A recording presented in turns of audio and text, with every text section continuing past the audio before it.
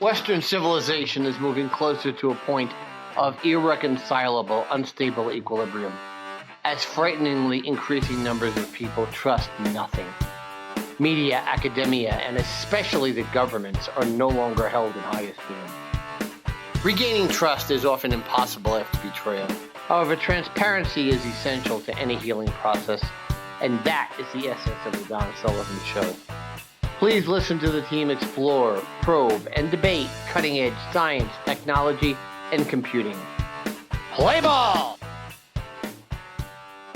Hello, everyone. Welcome again to the Don Sullivan Show, the show where we talk about everything science, technology, and computing. And as always, you never know what we're going to talk about in a given day. I could be anywhere in the world. I could be at any altitude. I could be in any particular physical condition, or we could have any subject.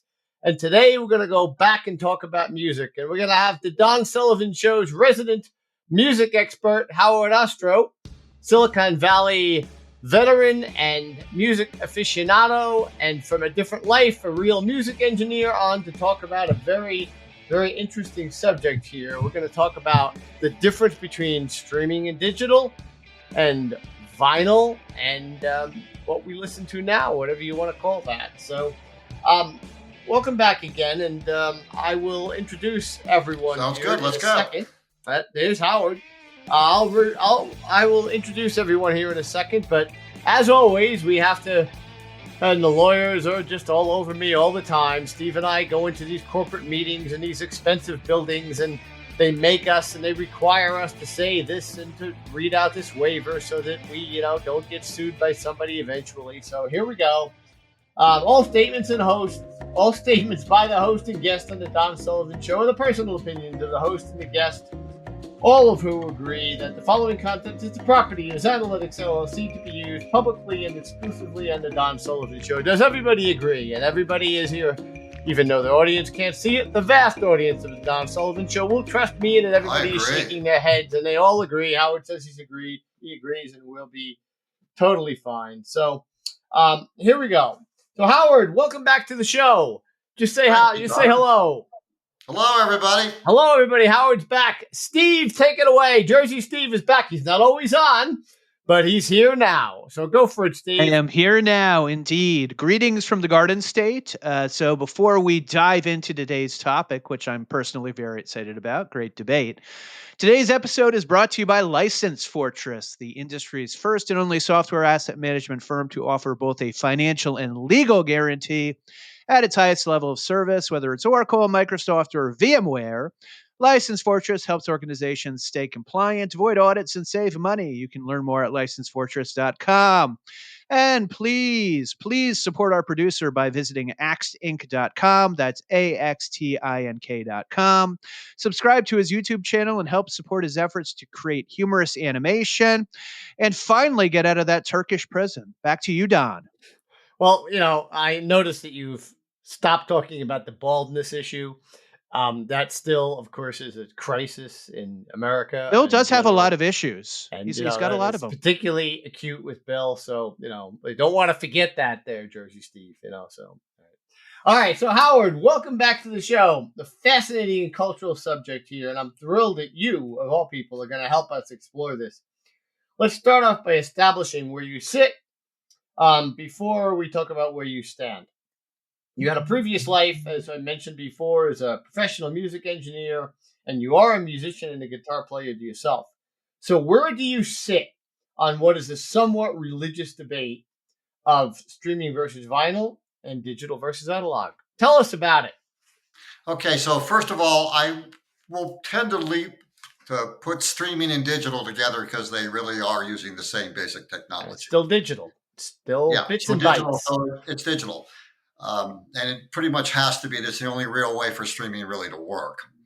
So I'm going to have it to where it's more like, let's talk about vinyl and digital, and then I'll add a little bit about streaming. I think that makes a little more sense.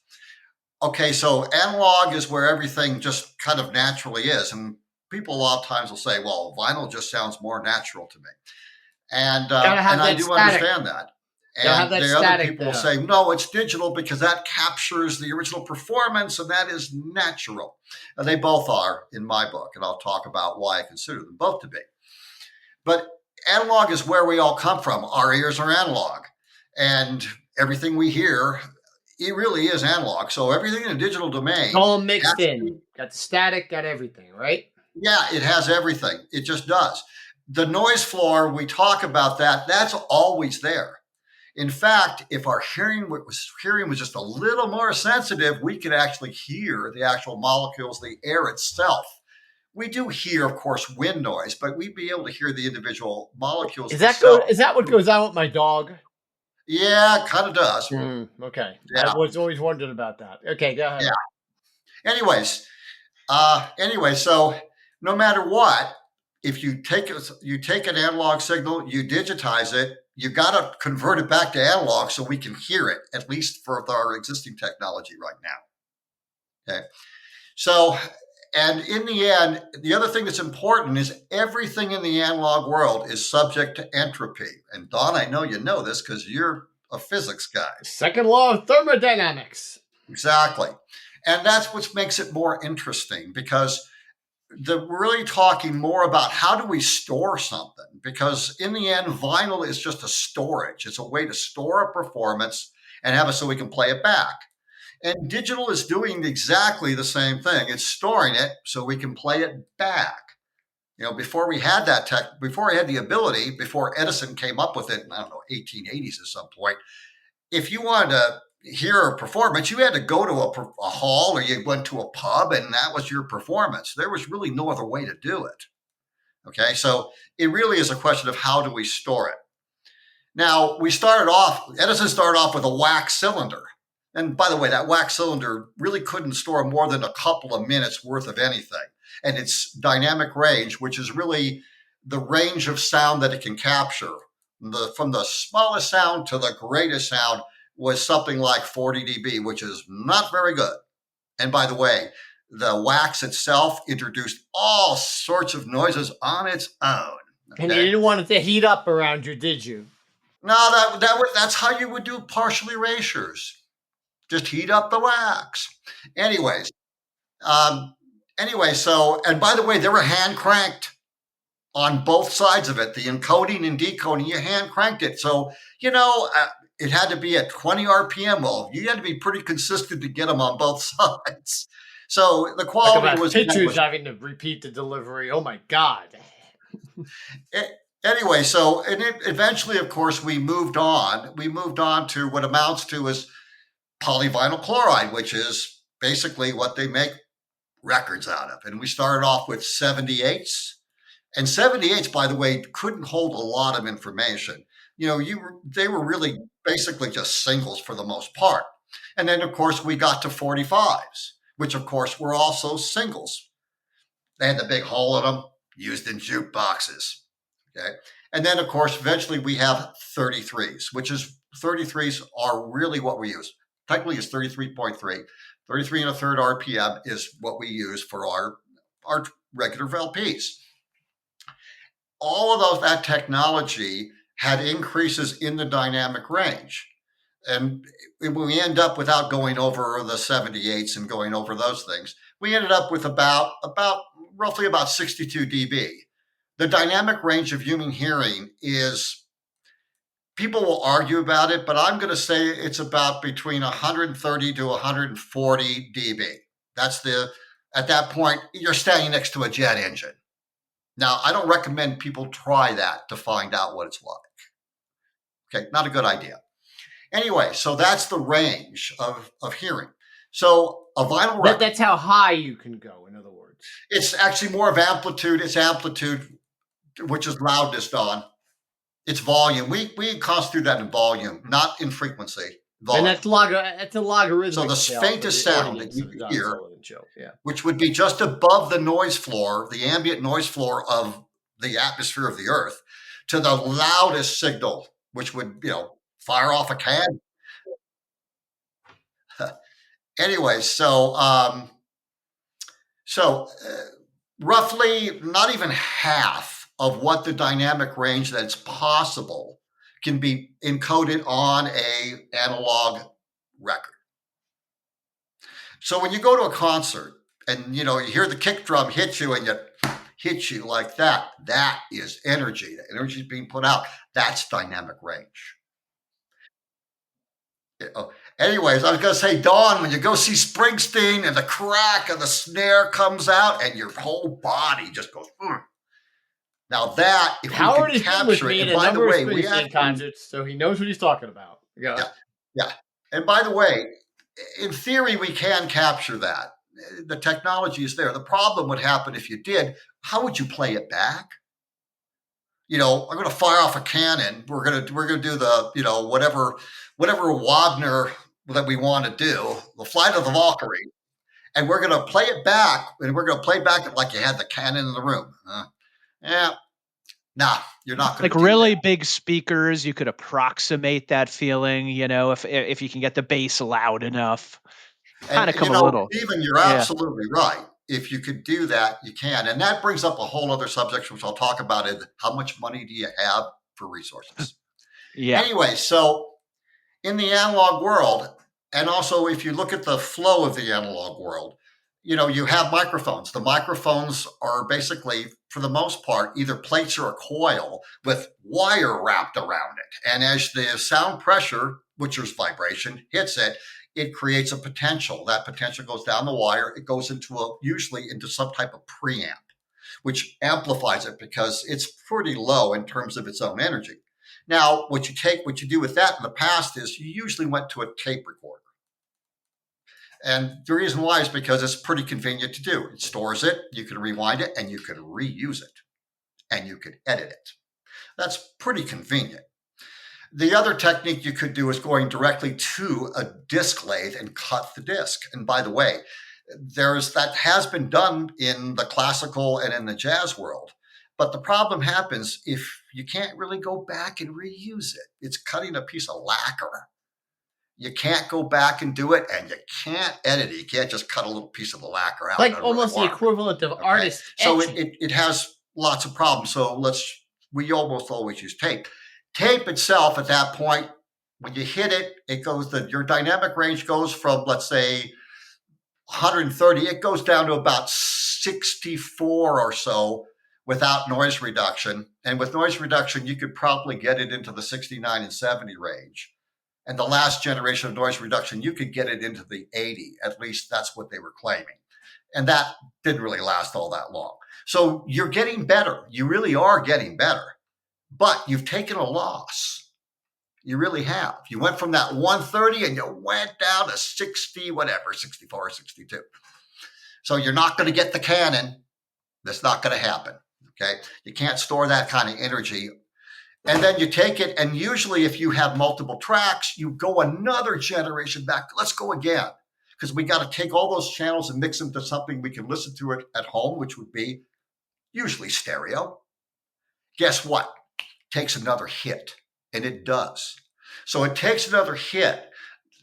Okay, so that takes that hit possibly down to, not only does it take a hit down to maybe like 60, because a lot of vinyl is sitting around 60, but you also pick up more noise. And simply because of the fact that you can't get like the magnetic domains on a tape to completely align the way you want it. It's just not possible to do.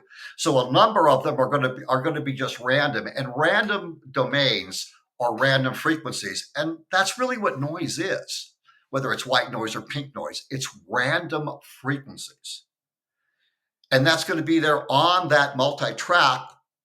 And then you take it down to a 2-track, which is stereo, you get an increase of noise. It just happens. And there's really no way to get around it, at least not that we've been able to find. Now we've got a 2-track. Here's our beautiful 2-track that's ready to go. We take it to a mastering engineer. The mastering engineer really does have to do a few things, because there are some limitations to a cutting a piece of lacquer that's eventually going to be used to stamp out something in polyvinyl chloride, and having it so that a cartridge that you buy with a needle is going to be able to track it. So there's a lot of things that go into what happens there. First thing is, for most music, it's going to be compressed, because if you hit a peak, it won't, it reach a point, the lathe isn't going to be able to cut it correctly. So at that point, you got a real problem. You're going to have to trash the lacquer, get another one out, and cut another one. Okay. So what they do is, because it's a little expensive to do, they just go ahead and say, we're going to put some compression on it and get it so that it doesn't do that. And so that's one thing. The other problem is high frequencies. High frequencies, as you're cutting the groove, and by the way, all records have only one groove. It goes from the outside of the platter all the way to the inside. It's a continuous groove. Even if there's no music there, there's still a groove. Okay. And anyway, so as you cut in, heat is a problem. And Don, you come from physics, energy, heat. Okay. Heat becomes a real issue. And so those high frequencies, if you think of a waveform that's doing little this, guess what it has to do? It has to cut the same thing in. And it's a real problem because the heat becomes an issue. So how do you think we solve that problem? Because you burn up a cutting head. You roll the high frequencies off. And that's what they do. As you cut in the record, you roll the high frequencies off. The other interesting issue is the amplitude itself, the loudness. If you have, the longer the material that you're going to have on the side dictates how much of the amplitude that you can actually transfer to the vinyl. So a typical side on an LP is 18 to 20 minutes, and it's that way for a reason. Because if you try to go further, and you can, the amplitude has to be brought down so it's quieter. Okay, so all these things go into play, and these are all part of the entropy that's part of the analog systems. And that's why when people say, well, that's not natural, it's just noise, I stop and go, oh, it's entropy, it's very natural. And when people say, well, vinyl just sounds warmer, it just sounds smoother. Well, you don't have the major peaks. They've been pulled out because the cutting head wouldn't be able to do it.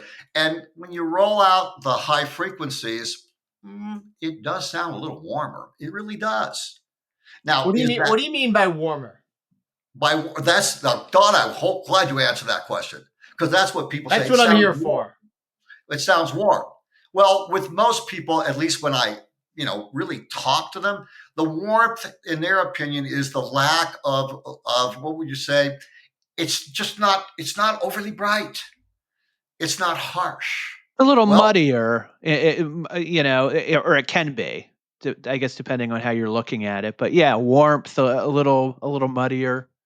Yeah. As we continue with these various euphemisms referring to parts of the earth, I'm still not sure what it means exactly. I mean, it feels more sharp to the ear in a sense. Yeah, that would be sure. Yeah. To me, some records sound less sharp, but I guess it depends on the music too. But I guess sorry, Steve, I'm experiencing a little bit of delay, so I'm not really hearing the end of the sentence. Oh, I was saying, to me, some records can sound less sharp. They can sound warmer, but also a little muddier.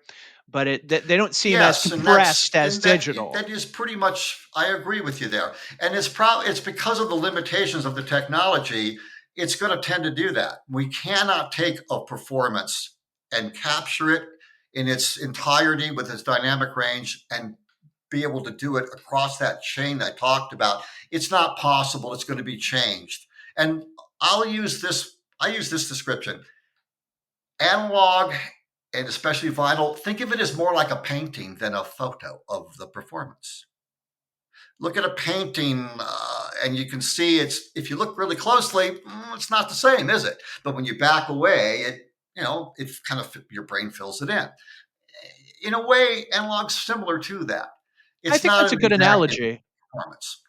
Yeah, I think that's a good analogy. So in that, running with that analogy, what would digital be then? Because to me, digital is generally more compressed. Sometimes it can sound, I don't know, it depends, but a little sterile or a little just too it's the manufactured. It's the photos that we have now that are perfect, but Dawn maybe is they Dawn code. is in it. It wants to be a photo. Okay, it wants to be a photo. And with existing technology, and we have to be very careful on this, with existing technology, it is, I'm going to call it a photo. For all intents and purposes, it's a photo. Well, Okay. a Now, lot of them back to back in the sense that it's snapshots in time all back together in microseconds. yeah, absolutely. Absolutely. Absolutely.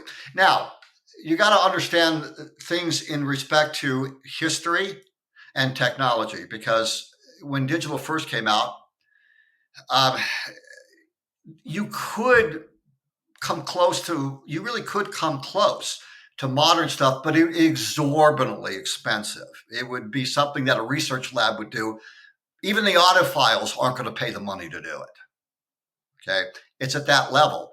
By the way, the original video recorders that used tape and the ones that they had in the late 50s were very capable of storing digital signals. They were.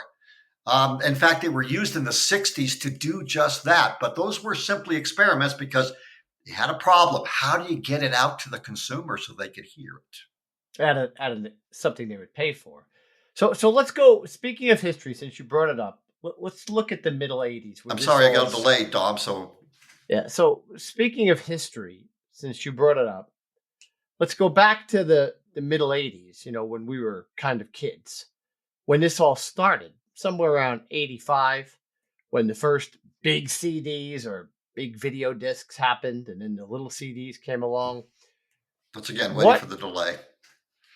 Yeah, what was that impetus, and where did that technology come from, and what was the drive for that change? Believe it or not, Don, it really kind of comes from, to a large degree, personal computers, because you needed to have enough people to be interested in the investment in technology and be able to come up with the fabrication of all the electronics necessary. And it pretty much, I'm pretty sure it came out of personal computers.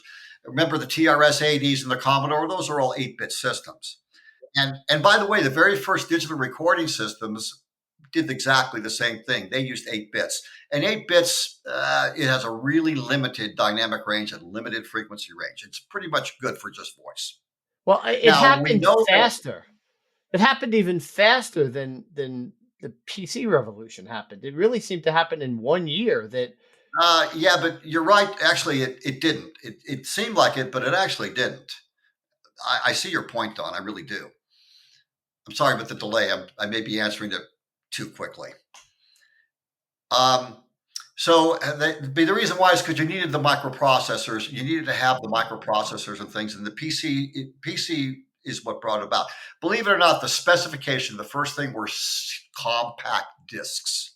Was our very first digital medium that we actually had where people could actually play it in their homes, play it in their cars. And it was actually, the spec was drawn up in 1978, I believe, by Sony and Philips together. So it actually is 70s technology, technically late 70s. And what they did was they selected a 16-bit word, and because they could get the technology, and they didn't have to spend an arm and a leg to get somebody to fab it. Okay. And they could go ahead and they decided the sample rate, because it really demands a couple different things. You have to be able to take the analog and you have to be able to sample it. And you sample it in kilohertz, how many times per second. They decided on 44.1 because the range of human hearing, let's call it, they say 20 to 20,000.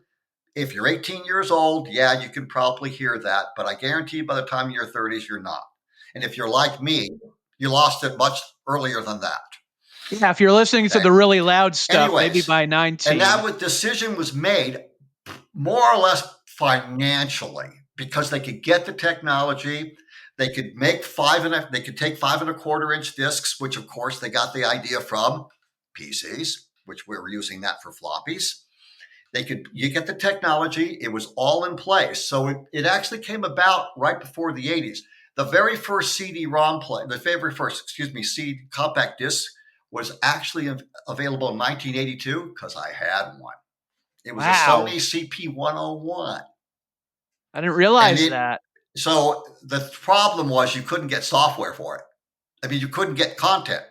It took a while for the content to get into play. And so, and anyways, so that technology definitely did happen. And the compact disc was the very start of it. And later on, what we got was we got the ability to record. Compact discs are read only.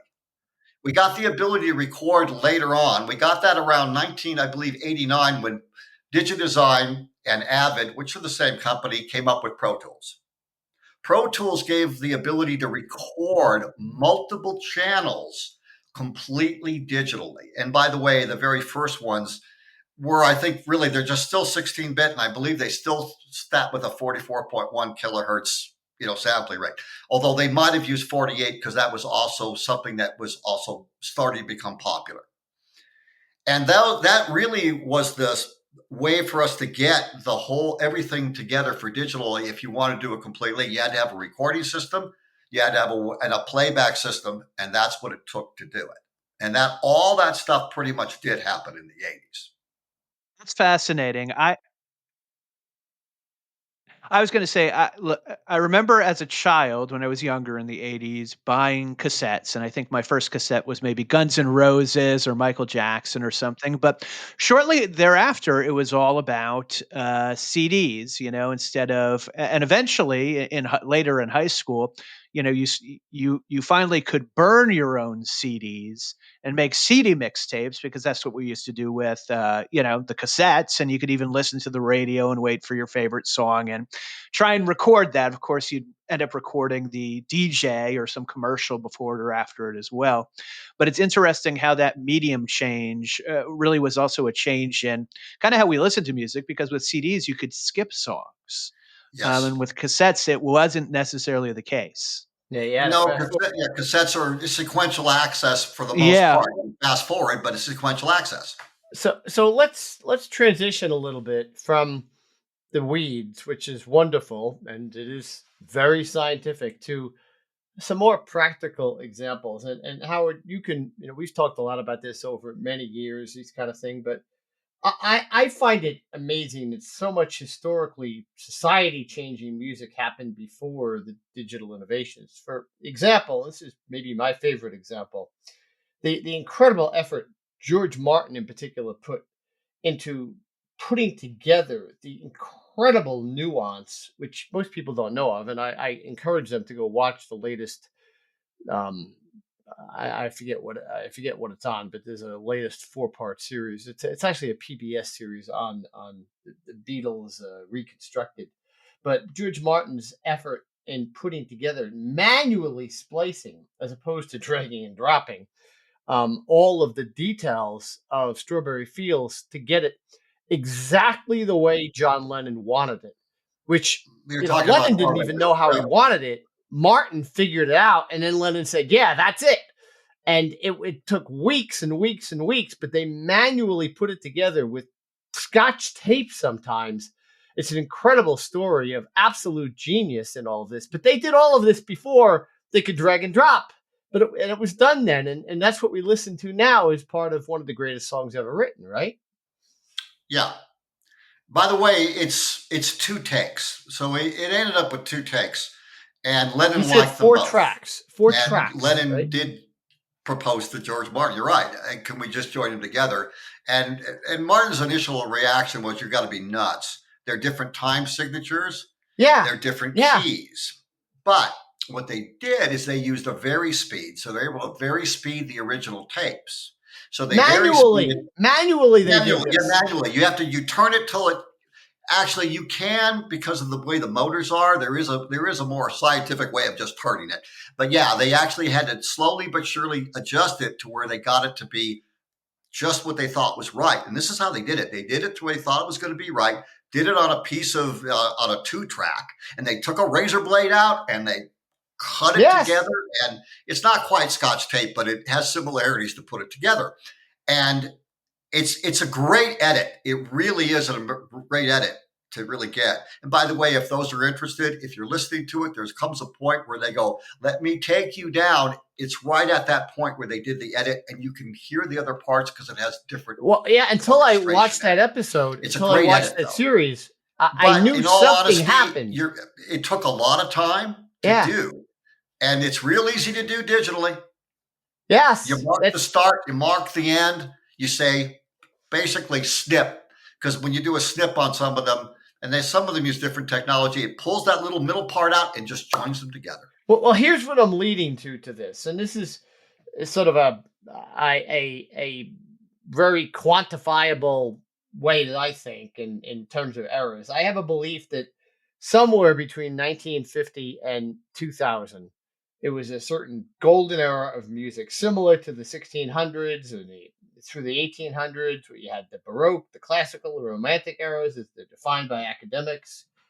My question is, have computers, has our simplicity of being able to do the things that you just described, as opposed to what George Martin did in 1967, has that somehow suppressed the creativity and the genius that was able to create the simplicity of yesterday, or the complexity of what Led Zeppelin did, or the incredible nuance of what Strawberry Fields was? Is it gone?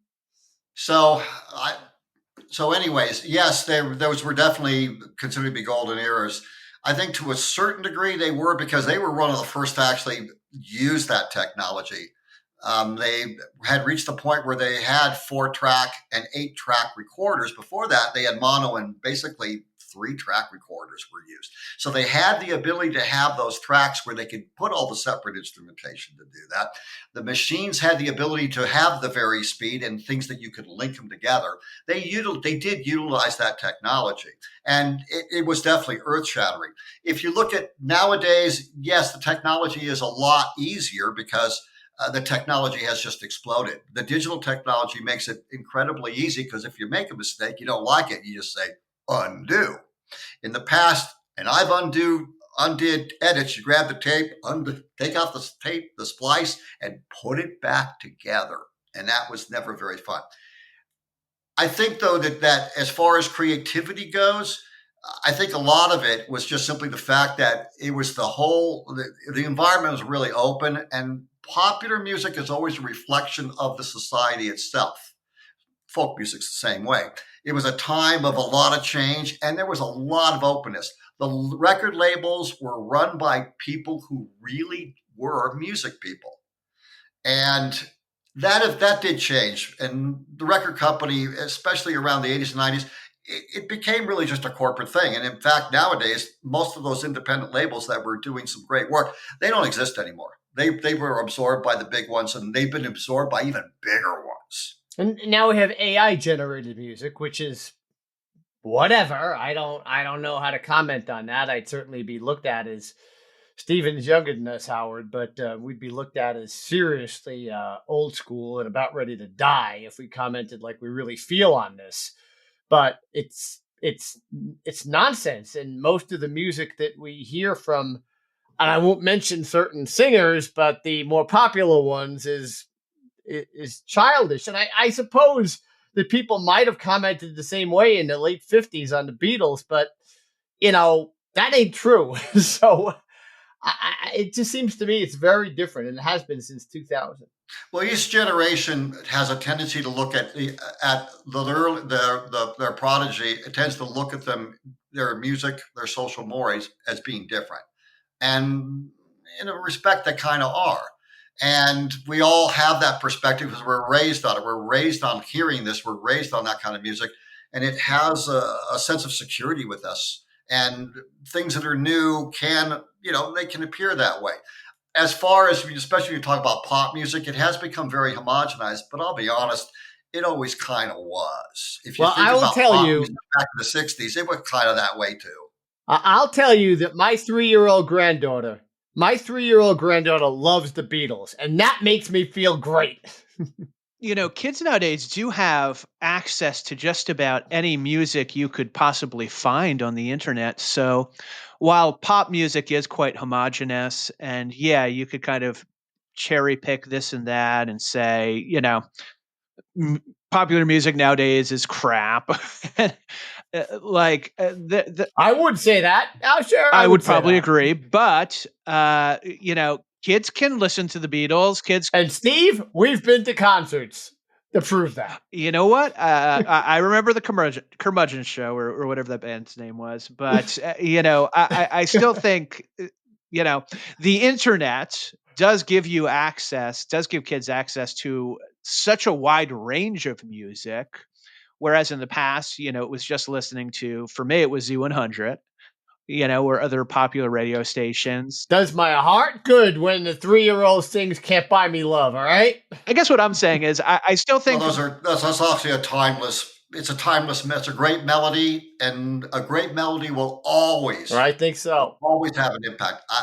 Kids will find them and they'll love them. It might not have the same impact on them, but I think they'll be around. So personally, I don't notice the differences. And again, I'm not an aficionado. I'm a sports guy and a physicist, so I do think linearly to a certain extent when it comes to creativity in sports, but I don't see the differences between a digital recording and a vinyl recording. Obviously, you can, Howard. We've talked about this over the years, and you can. Why and how? Is it really just the needle drop and the static, or is it more than that? Okay, the needle drop isn't really part of that. That's just the way you just access it. So I don't really consider that to be part of it, actually. Okay, so it really, what I think is more important is dynamic range, because for me, it's the energy itself that's being at least attempted to be transmitted. And that's where we really do see the differences. But if you don't have a reproduction system that's really capable of actually doing it, then you would never hear the difference. It would be basically the same. Doesn't really matter. Yeah. If your phone's only going to do so much as far as, if you're using your iPhone to listen to things, I know their speakers have improved over the years. But and you can get. I think another interesting thing we could get into is not all digital music files are created equal. There are different types of files, and some of them seem to be better than others. Howard, when someone says this has been digitally remastered, for example, if I went to get Steely Dan's Asia from iTunes, this is a digitally remastered version or something like that. What does that mean? Okay, so is it just marketing? Okay, digital remastering itself is kind of an interesting idea. So as I talked about, when you master for vinyl, you're going to have to add some compression. You roll off the highs. Well, you really don't have to do that for the digital medium. You don't. The digital medium's quite capable of taking whatever you have and holding it, short of like firing off cannons and stuff. Okay, so when you remaster it, you say, okay, I'm not going to do that for the digital. I'm going to do it. Not going to do it the analog that we did. We're going to do it for digital, which means you really don't have to roll off those highs. Now you may want to because it has a more soothing sound, but you don't have to. Now compression. People say you don't have to do compression because it's digital. And my response is, well, that's not really true. You wouldn't want to have the sound. If you could have the Canon, you wouldn't be able to reproduce it at home. It could damage your hearing and damage your speakers. So they do put some compression on there because just to smooth it out. And that's all actually part of the creative process of recording. But they will put a little bit on, but that's really what that really is. It's because there are different mediums with different limitations. A lot of things that we got in the 80s and the 90s were not remastered for digital. They just weren't, because the labels didn't really want to take the time. And I'll be honest, in some cases, they no longer had the tapes. They magically disappeared, or they got burned in a fire or two. And so what they did, when you did a master with the mastering engineer, they made a copy, and they used another tape machine. They made a copy of that because they may have to cut another lacquer. If they needed to produce another mother, they'd have to cut another lacquer. Okay. They use that to actually do for the CD. That has all the compression for the analog, all the roll off for the analog. And so, you know what? It pretty much sounds kind of like the vinyl record. Gotcha. So online, people have different, especially audiophile. What is it? FLAC. It's a lossless type of file. People really get into. Those are codecs. And I guess get into the codecs and what sounds the best digitally. How does that all work? Okay, so in digital, it's going to be just a series of bits, and so they're going to be held in a file. Well, how are you going to do that? Are you going to take the digital stream as it is and just put it all down? You can. A wave file, by the way, waves are pretty close to just having it going all the way. What's the size of a wave file? They can get quite large. Okay. Yeah, it's a size of file thing, isn't it? At the end of the day, because MP3s are typically, from what I've seen, are a lot. They're smaller. They're not as much memory as wave files or lossless, which seems to be even bigger. They are, because they have more of the bit. They have the bit stream that's there. You don't. And one of my favorite sayings is, you don't get something for nothing. Okay. So if you want to shrink that size. Now remember, for streaming, you've got a whole network you've got to go across. And that network goes across the entire world. So the more bits that you have to send across are going to take up more of that bandwidth. Now, MP3s, and by the way, the MP4, which is Apple's little variation on it, are just called codecs. And they are ways of doing compression. And so we look at that in terms of the bandwidth, and it's in bits per second. So, for example, an MP3, a high quality MP3 is 350 to 500 about bits per second, something like that. And you go down a little bit. Let's say we're going to go to 100. Let's go to 150 to 300. Well, that's a loss. That's going to be basically a lossy. They call it a lossy. So if you think about it, there's real clever ways of cutting that bit stream down. You say, well, this frequency happens more often, so we won't simply encode it. There's a number of different ways you can do it. And does it take a hit in resolution? It does. It does. Now, let's think about the consumer. What's the consumer listening to it with? If you're sitting in your car or you've got your earbuds on, you're really going to notice? The answer is I don't. Probably not. I don't in a notice noisy at all. environment, it doesn't really matter. And specifically for this episode, I tried to notice, and I don't. I really don't. And I listened to Strawberry Fields specifically to try to see if I really noticed anything as compared to the original recordings that I was listening to on the PBS episode, and I don't. We got to get you those Bowers and Wilkins speakers, set up a certain way with you sitting in the. Yeah, it'd be interesting to do a test. Probably expensive as well. But yeah. So on a peripheral subject here, what about? And Howard, I really want your thinking on this, because you are the best I know in this regard.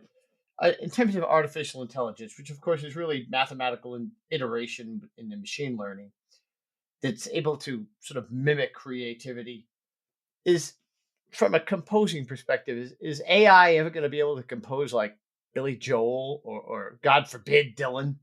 Is that really ever going to happen? Well, it could. It has access to those things, right? You have access to them, but having access and just taking portions and putting it together isn't the same as pulling it out of thin air. Okay. Yep, I agree there. Okay. So to a certain degree, Billy Joel, I don't know him, but as a composer myself, you tend to do a little bit of it. This is something we know it. We kind of know that the chord patterns work.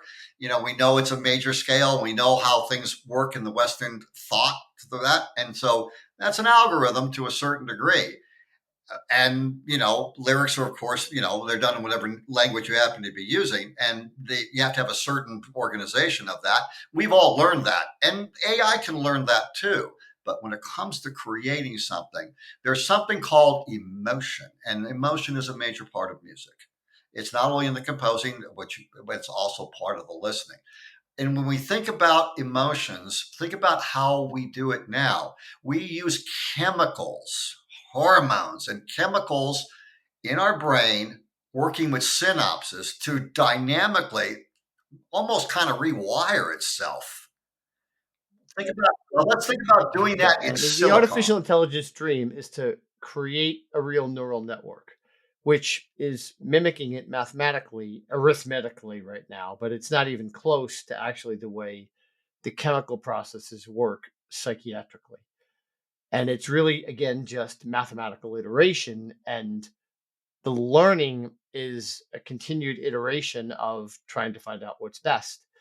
And it becomes mimicking, but there is absolutely no creativity involved. And I don't know if there ever will be along these lines. There will be something close to mimicking it, but it won't be real. And I was wondering if you thought that. I think there's thoughts on that. And once you have a certain number of neural connections, that you would have consciousness. I don't know if they've ever been able to really prove it, but it's definitely a school of thought that's out there. So if you had enough silicon neural networks, could you do that? I know. We don't really know, because there have been people who claim that it is, but It's I've not never close heard right anybody now. It's substantiate the claim. multiple. It's 1,000 orders of magnitude away, but is it possible at some point? I don't know. And like, I think the AI thing, but what's interesting about that is the fact that before we had content creators, Bob Dylan and whoever, coming up with this stuff, and they were getting compensated for it and given credit for it. AI is where we kind of break it off a bit. Is it if we use part of Bob Dylan's lyrics, is that a new work, or is it a derived work? it is a whole different subject, but that's something that will be truly one of the greatest debates that has ever existed in the Supreme Court, because the question is how much of something can be close before it is actually what's an homage versus what's just right. copying, basically an actual replica. And that's a question for our watch people, Stephen, but it's the same question here. It really is, and it's going to be very, very interesting how the textualists versus the liberals, who really, neither one of whom are going to have a particular ideological stake in this. This is really going to be a question of what is or what isn't property, and how much of it is. I mean, how much of what you decide or come up with is a reflection of my influence, or vice versa, even if you don't know it. I mean, obviously, we've had these situations occur before in music with George Harrison and Eric Clapton, very famously, but and neither one of them did it intentionally, right?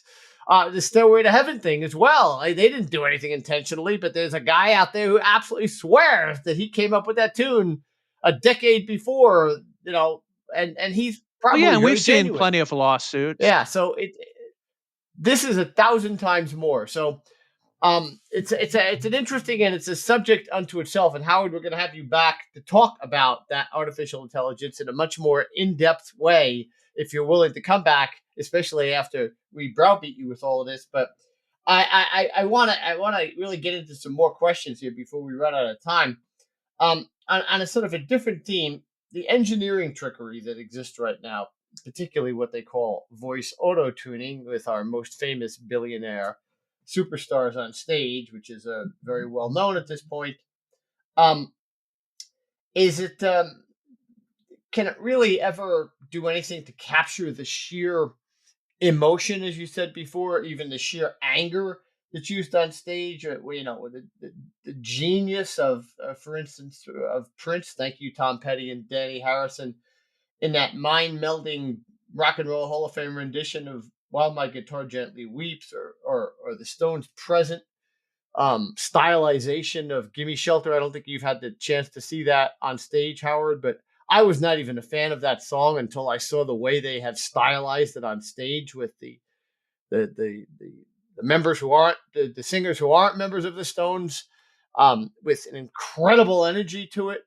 Is that something that could be mimicked at all? Again, I go back to the creativity part of it. You think? Okay. By the way, Don, I did see the Stones in Philadelphia, and they played "Give Me Shelter." Okay, so I actually did they do it in that stylized way with that other person, a woman in this case, the one I saw in actually coming out and singing? They didn't really have the woman. They didn't have her there. I don't know her name, but she was unbelievable.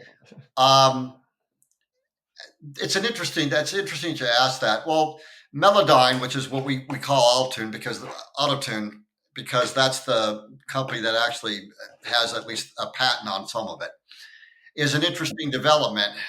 Now, I think the thing is, the ability to process is still taking the source, and that energy from the source going through that, it is being changed, but the inflections of the singer and the rest of it, unless you're doing a lot of what I call mangling, it's still going to come through. The interesting part about that, Don, is what the digital computers have allowed us to do. And without digital computers, we wouldn't be able to do any of that. The fascinating part is for about $10,000, you can literally take what was in close to what was in a $500,000 studio. And you're not going to get all of it because you're not going to have all the microphones and the rest of it. But the core functionality of, a 24-track machine, or they never went past that, at least not major production. You can have hundreds of channels on a laptop, and it doesn't even have to be the most current laptop. And you can buy digital replications of most of the outboard gear that people spend an exorbitant amount of money to buy nowadays, all in a laptop. That has freed things to a large degree. A musician in their bedroom, and some of these bedroom studios are pretty well equipped, can put out, is it world class? It's pretty close. If you want to track a major band, you're going to have to go to a large format studio. But it's available to almost anyone. That, I think, is a major game changer. We've got this, particularly live, the obvious energy of Springsteen and what the Stones have been able to pull off. My gosh, at 82 years old, the way and the humility, to be honest, of Jagger being able to hand off that part of Gimme Shelter to somebody much, much more physically capable and creating a new rendition of it. Now, again, I go back to the Prince and Tom Petty version of While My Guitar Gently Weeps. I just don't see how auto-tuning, as is the technical term, I suppose, through she who will not go named, now referring to herself as the English teacher, can actually pull that off, or they can sort of create it out of nothing. They can't. It's just a tool, and if you use too much auto-tune, you end up sounding like what's the guy's name? T-Pain, where the auto-tune is ridiculously, it sounds like a vocoder past a point. And a lot of cheap apps come with auto-tune, even GarageBand, which is like free. You can download it onto your phone, has auto-tune. You use too much of it though, and you sound like a robot. Well, that's now, there's what probably AI more sophisticated. is right now to a certain extent. Yeah, sure. There's more sophisticated versions, but I don't know to what extent all major performers utilize autotune. I think a lot of them use backing tracks sometimes when they perform live. Some do not. What's that mean? But like they'll have a backing track of the audio while they're singing. Yeah, basically. There's probably different methods of doing it. But I think Elton John probably did that towards the end a lot.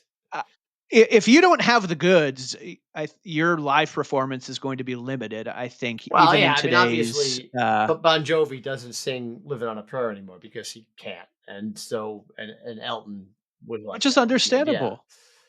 So yeah, he won't admit that, but that's why he doesn't sing it. I think, my opinion only. The vast audience of the Don Sullivan Show, don't go pulling Bon Jovi in here to sue me. He's the second son of New Jersey. And I'm there. Every bar in New Jersey closes with that song around like 1:45 in the morning. They put on like "Living on a Prayer." So Howard, what's next here? What's next, and what do you want to see happen? I look at the technology, and there's a little bit of it that if it's used as a gimmick. And by the way, Cher was the very first person who made that popular to use as a gimmick. And she did that in the early, that's 90s, right. She did that. Do you believe? Yeah. Do you believe in it was really overdone, but it worked for what she was doing. And these are all just tools. They really are tools. They need content. Do they generate content? There are some, like digital synthesizers, most definitely generate content.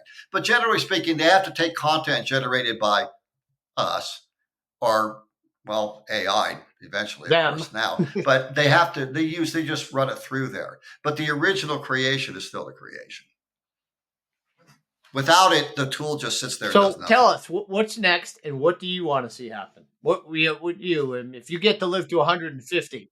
I've thought a little bit about what you were talking about. And So the thing is, right now, digital technology, if you really want to, you can actually sample at 192 kilohertz, and you could go ahead and use a 32-bit word, and that's well outside of the dynamic range of anything sound-wise.